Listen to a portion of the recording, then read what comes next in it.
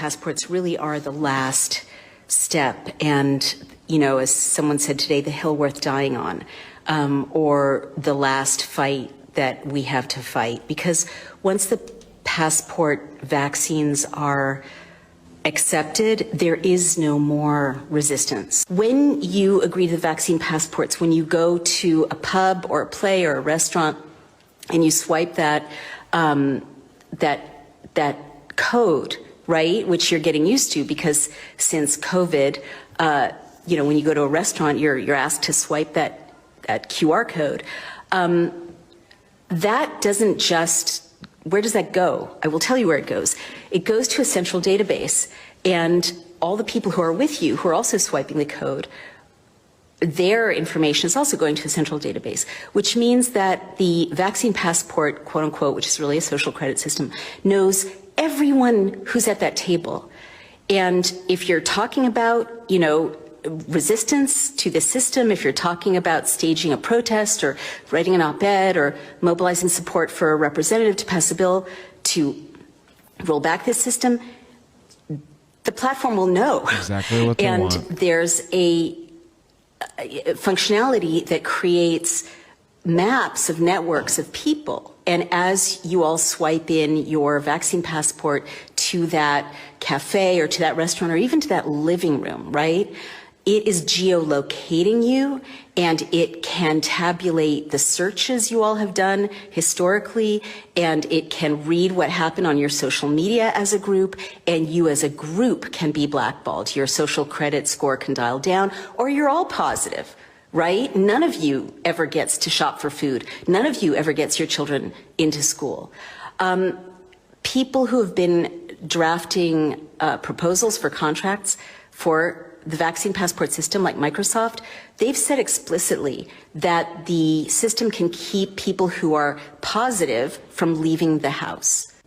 And so what is the immediate capability of the vaccine passport? Well, Microsoft Salesforce rolled out an alignment of the vaccine passport with Apple Pay and with Google Wallet. And with a digital currency, you know what's next.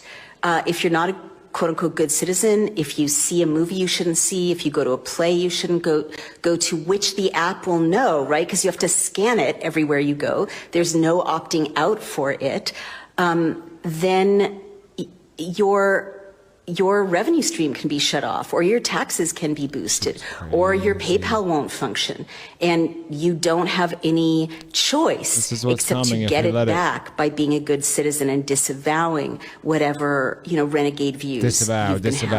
Well, this is the most dangerous. There's no coming back from this. I mean, I was asked by a reporter today, what if Americans don't adopt this? And I said, you're already talking from a world that's gone if this succeeds in being rolled out, because there won't be any choice. There's no such thing as refusing to adopt it. Into China. There won't be capitalism. So there won't be free assembly. There won't be privacy.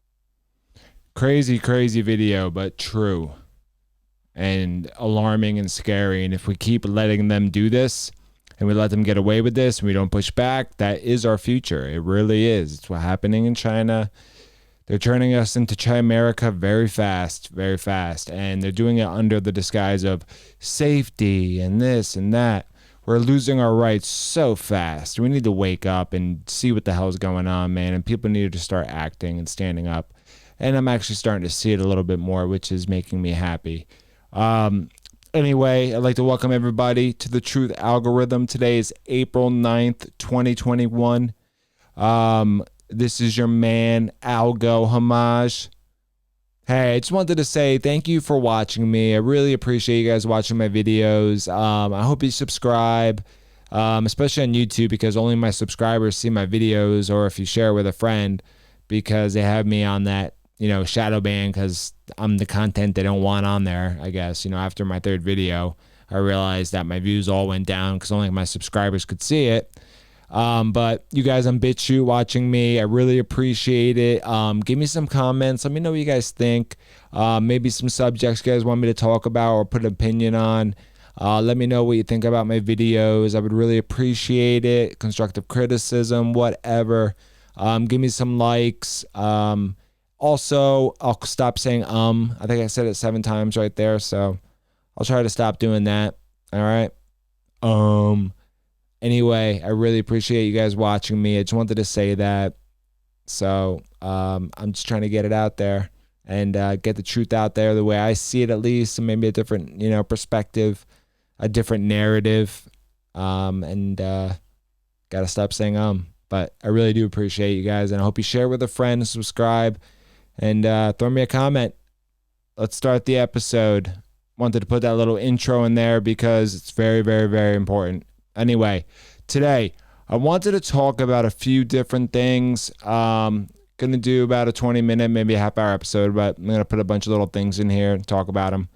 Obviously the first thing I want to talk about, because came out yesterday, was the new gun executive orders, or whatever you want to call them, executive actions. So obviously they're trying to take our guns away. They want to. That's what they do, especially when they take over, socialist takeovers, communist takeovers. Look at the history of Venezuela in the past 15 years, what they did to those citizens. It's kind of funny because they cheated in an election. They got a dictator in there. Then they actually put up the whatever they have there, their army around the place, the capital. I don't know what they call their place in Venezuela. Anyway, wherever the leader, the president stays. And the people starved. They were the richest country, always oil reserves, and then went from the richest country to being one of the most poorest countries, or the poorest country in South America, I believe. One of them, at least. And that is communism and socialism. That's what you get from it. And it's just, the parallels are ridiculous. And then they took the citizens' guns away. And that's what's happening here. They're trying to take our guns away. And then he has the nerve to say that the Constitution is not absolute. No, I believe it is. I believe the Constitution was given to us by God, and it's your job to protect us. And it's your job to, protect us and protect those rights, not to take them away from us because you want to control us or whatever. You know what I mean? It's just the way he talked about it. So he wants to get rid of ghost guns, which is like the name for like 17 different kinds of guns. You can make your own guns at home. You can get 80% kits. You could do all this different stuff. He doesn't even know what he's talking about. Says stuff vaguely. I mean, well, the people who write whatever he's saying, because it's not really him, write this stuff vaguely on purpose, and they don't go, he lied about 80% of the stuff he said was lies. The gun show loophole is a lie. There isn't a loophole in the gun shows. You have to go through a background check to buy them. There is private sales in certain states, but that's the way it is. Not every place is California or a city, okay? So we don't need those rules, and we don't need that kind of thing. If you want to give a gun to your brother, or you want to give a gun to your neighbor to protect themselves, or they need it to go do something, like if you live near a farm and they got to hunt, something is attacking their, chickens, livestock, and they need to kill it, and for some reason something happens, they don't have a gun, let them borrow it. But under their rules, they would want you to go and register it every time you let someone use your gun. It's just ridiculous. It's just a way to control you and get rid of it. The guy that he wants to put onto the ATF, oh my God, the guy he's nominating as the ATF leader, or whatever you would call him, the guy is the most anti-gun guy there is. Probably the worst pick, but the best pick for them. He not deleted his Twitter, but he locked his Twitter account and deleted, I think, over 1,000 tweets. Why would you do that? I'll get into him in a little bit, but also the pistol braces, come on, man. It doesn't make it more lethal or more whatever. And just because, whatever, I'm not going to get into it. I already did 2A videos. I said they were coming for it, and they are. And they're going to do it little by little. They say this is just a start. The good thing is that it's just executive actions or orders, meaning they can be reversed. But if they get it through the House and through the Senate, then we're screwed. But shall not infringe means shall not infringe. They try to do all these arguments. Oh, well, that was back then. No, I'm done hearing it. No, stop. We know what you're doing. One thing I want to talk about before I get off to a new subject is that it's ironic and hypocritical and funny that the same guy that's doing this, his son actually lied on a federal background check, and Secret Service or somebody allegedly took away the form and got the form, so there's no proof or evidence of it. But I guess maybe somebody has it. Tucker said they have it. I don't know. We'll see. But kind of funny. Anyway, I guess you need that Biden privilege. You know what I mean? You need that Biden privilege, that establishment privilege, that rich, been in the government for 50-something years privilege. Take the money from the freaking people. Oh, man, makes me sick. Anyway, to get a little more pepe. So to get off to another subject, which is something that actually makes me very happy, is people are actually starting to stand up to this critical race garbage, this critical race theory garbage. And these parents, I think it was Arizona, I'm not sure, I'm going to look at the story, but they actually stood up and fought against this and said something, said the truth. And it's funny, like, to say the truth nowadays is like brave, because you have to sit and pretend that you believe in all this crazy stuff they're telling you. But no, these parents stood up, and I really respected it, and it made me really happy. I want to show you guys the video, so here it is. And let me just tell you, my kids are a minority group. I am Hispanic. Never once have they come home and said that they felt victimized or discriminated against because of their race or ethnicity.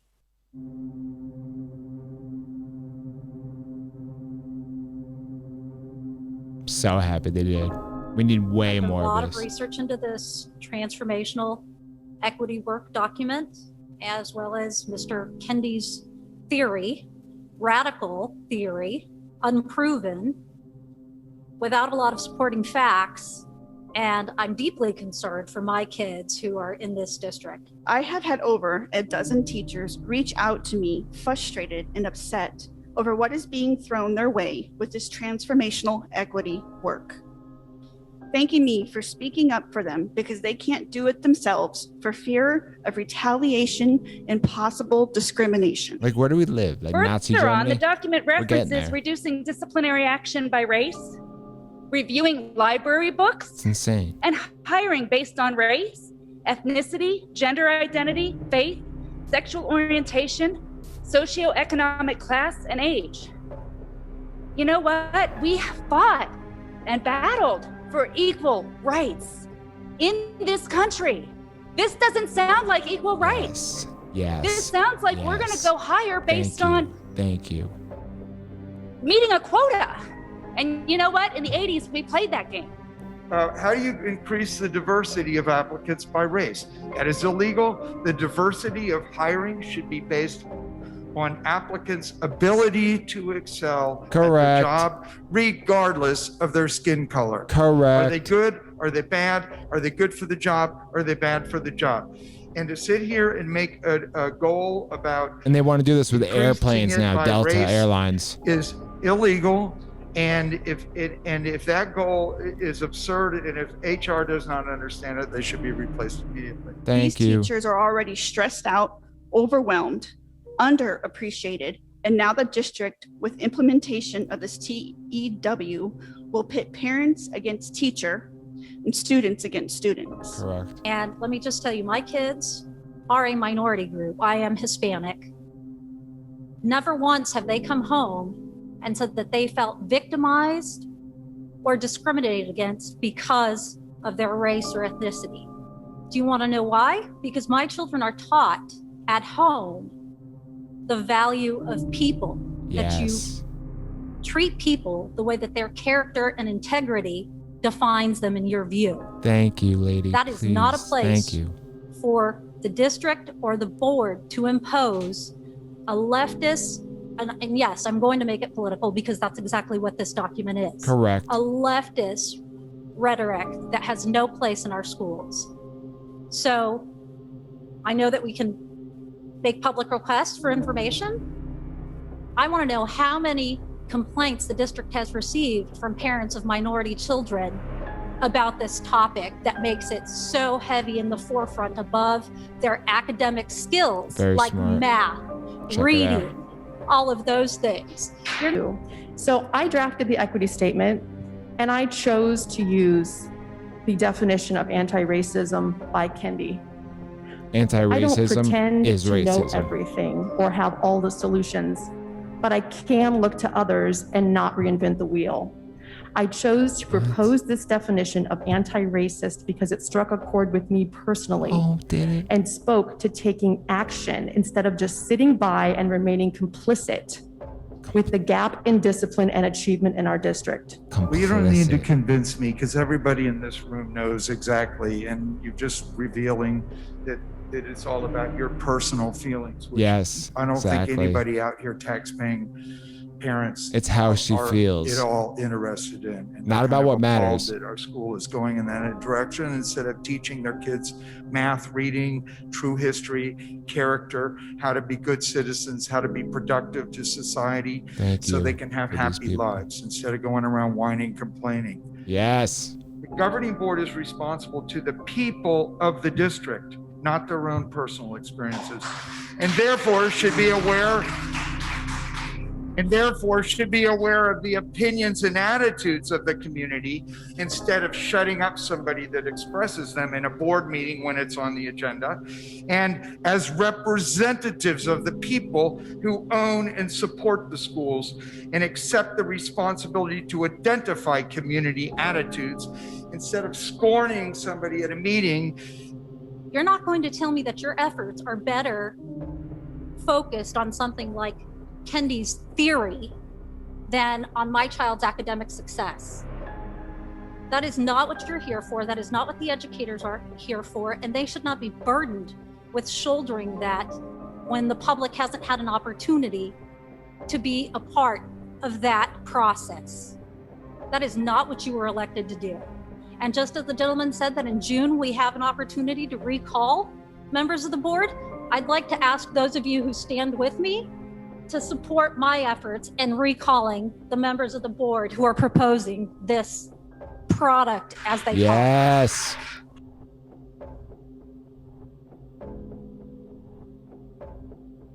So yeah, that video made me very happy.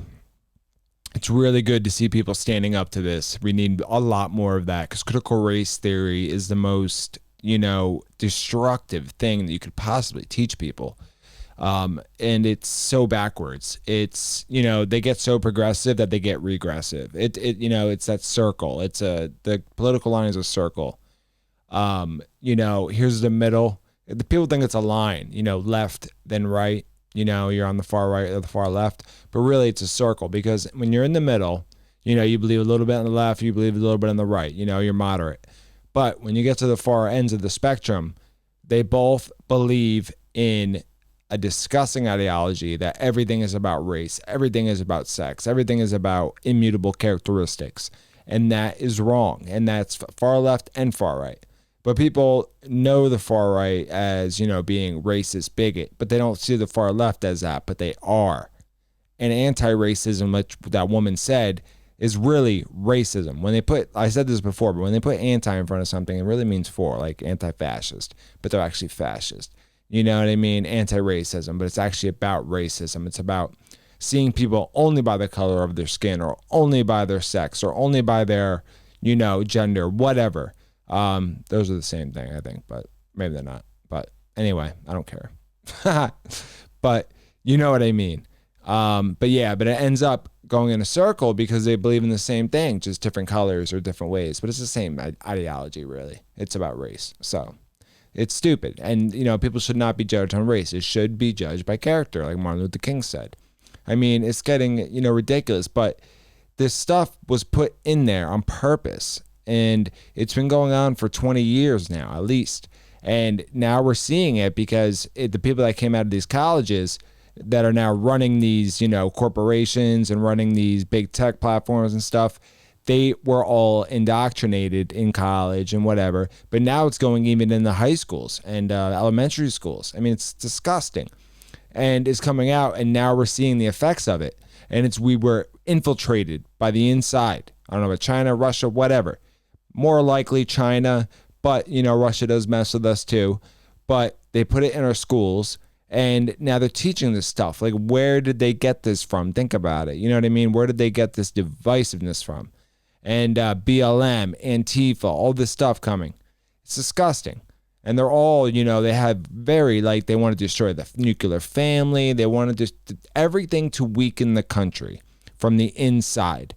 You know what I mean? They want to weaken us from the inside, have us fight each other, have us, hate each other, hate our country. They teach our kids to hate our country. I mean, it's horrible. Critical race theory, I've talked about it so many times. It is the worst thing to be teaching people.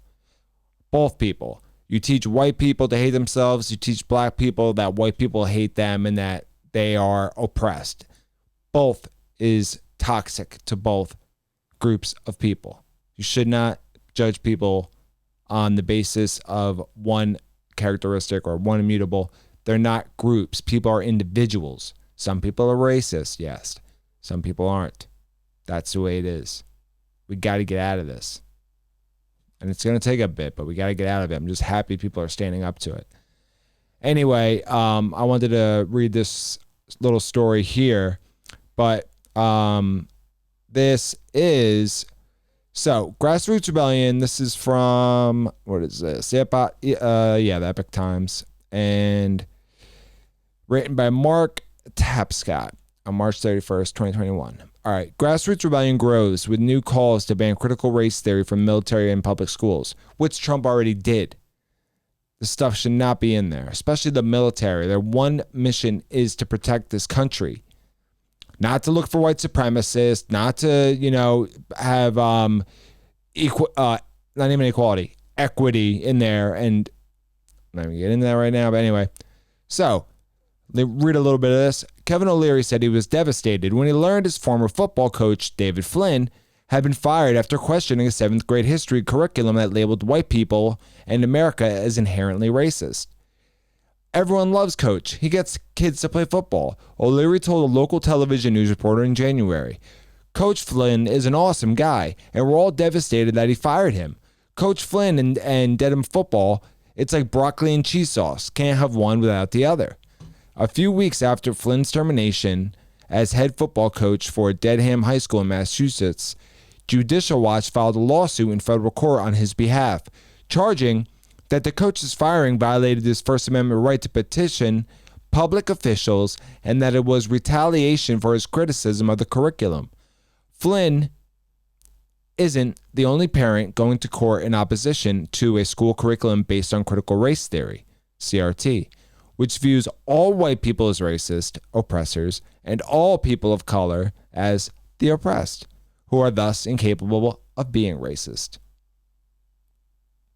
When I hear that, that's all I can like. Gabrielle Clark sued Nevada's Democracy Prep Charter School in federal court in December after her son William was forced to describe himself as a racist because of his apparent Caucasian ethnicity. In fact, his mother is African American and his deceased father was Caucasian. My son is the only white student in class as far as we can tell. This teacher is blatantly justifying racism against white people, thereby putting my son in an emotional, psychological, and physical danger. This is not okay, Clark wrote in an email to the school, according to the suit. The Flynn and Clark federal lawsuits are part of a rapidly growing national movement against the inclusion of CRT-based materials in classrooms, corporate training, and the federal government. Thank God. Military training. Senator Tom Cotton from Arkansas introduced a bill on March 25th titled Combating Racist Training in the Military Act that bans the use of CRT by the Department of Defense in training new recruits and serving personnel. Our military strength depends on the unity of our troops and the knowledge that America is a noble nation worth fighting for. Critical race theory teaches that race is a person's most important characteristic and that America is an evil, oppressive place, Cotton said in the statement released with the bill's introduction in the Senate. That idea may be fashionable in left-wing circles in college classrooms, but it has no place in our military. Not only will such racist ideas undermine our troops and faith in each other, they will also erode their trust in our country's guiding principles. The United States military shouldn't be promoting such divisive, un-American ideas, said Cotton, himself a U.S. Army veteran of the Iraq War. Full stop. 100% correct. Now, Trump banned critical race theory. Now, somehow it got back in, or the bureaucrats that slowed down everything and fought Trump every step of the way must have left it in or whatever. But listen, critical race theory is bigger, and it's infesting everything from our corporations to our schools to every part of our culture. And it's put there to destroy it. Some people are indoctrinated and believe in it, but I am telling you, it's bigger than you think. It might even be in your school, wherever you are. You should find out if you have kids in school.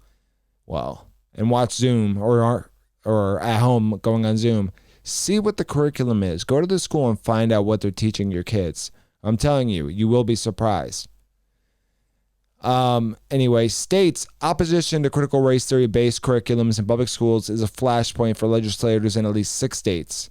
Republican Governor Ron DeSantis of Florida, full stop, really like that guy, recently announced that there's no room in our classrooms for things like critical race theory, teaching kids to hate their country and to hate each other. It's not worth 1 red cent of taxpayers' money. Other states in which officials are moving against it is Texas, Rhode Island, New Hampshire, and Oklahoma. Public opposition, I'll finish there.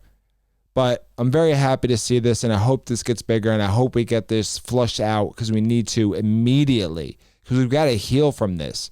I mean, this stuff is so toxic, and it's so hard to get people to, once they're indoctrinated, it's like they're in a cult, and it's hard to get them to not think like that. You understand? And if you're taught that as a kid, you're going to grow up thinking like that. When I was in school, they never taught us that. We were taught that we were all equals and to treat each other as equals. Like, that's the way it should be. That's how we have a melting pot country. That's how we have such a good country. You know, we're not perfect. Nobody's perfect. We've done, things in the past, but we've fixed a lot of things, and we're working towards making things better. But this is to destroy us. That's it. This is all about power and destruction. This is it, man. Ugh. So, on to the next story. All right, so I just want to talk about a couple more things. One thing I did want to talk about is when we're talking about narrative and the narrative they're pushing through and the propaganda from the left wing and the mainstream media and all that stuff. Have you guys noticed that January 6th, they keep trying to say that Sick Nick was murdered. They said first he was killed with a fire hydrant smashed, but that wasn't true. Then it was some kind of chemical, bear spray, that killed him. I'm not sure who sprayed the bear spray, but they say that killed him. They just keep saying these different stories so they can have some Capitol Police murdered on January 6th. But the story that just happened of that racist Nation of Islam Minister Farrakhan follower, all right, that ran his car into the Capitol, and killed the Capitol police officer, that story just went away. Why is that? And I also noticed when I first saw the story, I was like, oh no, not another gun story, not another Capitol. I can't believe it. And then they didn't say the race of the perpetrator or the criminal. And then I knew that he wasn't white. So they couldn't say white supremacist or white supremacy like they wanted to with the narrative. So I knew the story was going to go away, and it did. I mean, I think it was there for a day, maybe, if that, and gone. Oh, we're not even hearing about it anymore. And there was actually a murder, and then he killed himself. And then they blamed it on a head injury from football. It's just, you know what I mean? It's just, the narrative and what's going on right now. And, you know, Biden pretends to be, this regime pretends to be the party of unity, the regime of unity. And they are the exact opposite. They are politicizing the military, the Pentagon. They're getting everybody to go after who didn't vote for them. It's the craziest thing I've ever seen. The press secretary is the most cockiest, mean, just nasty. There's another word I want to use, but just insulting the way she talks to people. And she just doesn't care about answering the questions correctly. And she could just tell she don't care what anybody thinks. She's condescending and just, I miss Kayleigh McEnany, man. She was smart. She had the answers. She was ready to go. You know what I mean? And, you know, Trump talked every day. He said exactly what he was doing. It was great. You know, some people didn't like it because they were, you know, brainwashed to believe that he was racist. But, you know, some people didn't like him for legit reasons. You know, he wasn't perfect. Nobody is. And I get that. You know, there was a lot of things he did I didn't like either. But my point being, anyway, is that this new regime, this new administration, whatever you want to call it, it doesn't care about the people. It's not for the people. It's all about them. It's for the establishment. It's for the if you want to call it globalist. It's for these rich elites. It's for the bankers. It's for Wall Street. You know, we have no representation right now. I mean, we have a little bit, you know, in the Congress and a little bit in the Senate, but we really don't have a lot of representation for our beliefs, at least people like me. I consider myself a moderate. I'm not a Republican, nor am I a Democrat. I guess I lean a little bit more right. And I don't know, but I was listening to Dan Bongino. I really like the guy, smart, ex-Secret Service. And he was talking about how we need to step our game up. And I just kind of wanted to end this with this video because part of this clip is it's really good and it holds a lot of weight, and I think he's correct. And here it is. I don't like talking a lot about my prior line of work because I think it's, you know, hey, look at me. I used to be a Secret Service guy. That gets annoying, and I totally get that. But I think it's important here because it defines where we are as a Republican movement right now. You know, cutesy time is over. You know, cutesy time when things are going well and we accept rhinos once in a while because, well, they're with us most of the time. And then we'd have to go out and primary them. And, you know, primaries cost money and we'd have to knock on doors and stuff. Yeah, that's all over that time. Cutesy time is over. All right. You know, when I bring up my prior line of work, because I was telling Guy this morning, it reminds me when, you know, when I left the Secret Service Training Division, I was an instructor in the academy teaching the new students, and I went to the president's detail. There's a culture shock. Because in training, you know, you wait for a new class to come in. It's a relatively laid back atmosphere. You teach a class, you teach another class, you go sit at the desk, put together some new training materials. It's not a particularly strenuous day, weekends off. And then you go to the president's detail and it is game on. There are no weekends off. You're working midnights, you're working days. And if you screw up one little bit, people could literally die and it could change the entire world. That's not a joke. It's not a movie. It's not Mission Impossible 72. That's the real world. You go out there on the Presidential Protection Division and screw up an airport site advance and the president gets whacked, you just changed the entire world because you're a moron. And you didn't want to do your job. The culture is night and day. We're at that culture point now. We've gone from training years and years of accepting weak Republicans at the local, federal, and state level. It's okay. Things are going well. It's not too bad. We're still a great country, prosperous. We are. Then Trump came in like a hand grenade and blew up the whole system. We're done with that now. Now, if you're going to be elected as a Republican, you are going to do Republican-y things. Exactly. And if you don't, thanks to people like Tucker, who, again, I don't agree with on everything. We don't share every single idea together, and I'm not putting Tucker on a pedestal either. But good for him for calling Republican lawmakers on and calling them on the carpet and saying, shocker, we're expecting you to do Republican-y things. We had a mission in the Secret Service, a mission, and it was all that mattered. It was everything that mattered in the Presidential Shouldn't be Protection Division. expected, you know Nobody what I mean? cared about your race, your skin color, where you were born, if you were gay or straight or transgender or what. Nobody cared. It was one mission. And if you didn't like that mission, then go the hell home. And I'll never forget the first time I was over in a foreign country. I'm not going to say where, but I was the lead advance and everything was on me. And it was a dangerous place, believe me. And I was there for 3 weeks. And we caught a couple guys who were friends of mine, who I respected. But they were down at one of the pools and maybe had a drink or two, broke a bottle. It just looked bad. I'll never forget. I had to bring him in a hotel room and said, you guys got to go home. It's real. And you know what? It sucked. It was really hard because I liked these guys. They were good guys. They screwed up. They made a mistake. Weren't drinking during work or anything. It was after hours, but they screwed up. They made us look bad. We're over there to do a mission. We're not there at party time. And I said, no, you have to go home. And the flight home was probably about 20 hours combined, 3 separate flights. It wasn't an easy flight home. And we had to fly in someone else, so another 20 hours back. Wow. And it was one of the hardest things I ever had to do. Because I had to look them in the eye, and he's a friend. They looked at me almost confused, like, I can't believe you're doing this. And I had to look him in the eye and say, I can't believe I'm doing it either. But the mission matters. This isn't cutesy time. People die if we screw up. Well, the country's going to die if we screw up any further.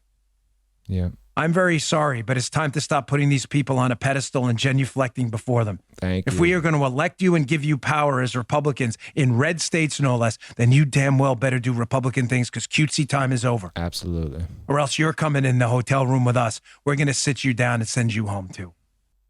So to end the video for today, I just wanted to say that I really hope that things start looking upwards, at least in the point of getting the critical race theory and getting stuff like that out of our country, because it is destroying us. We need to get rid of this ideology that is infecting us, this racist, this disgusting, intersectional, race-driven. Everything is about race and sex and this and that. We need to get this flushed out of our society because it's crushing us and it's going to kill us. It's going to be the end of us. We don't need it. We're in a melting pot. We need to get along and we need to be a team and we need to start respecting each other. And I believe we can. We need to get to the middle ground. Anyway, that is it for today. I hope you guys enjoyed it. This is Algo. This is the Truth Algorithm. I hope everyone has a great, wonderful day, and I will talk to you soon.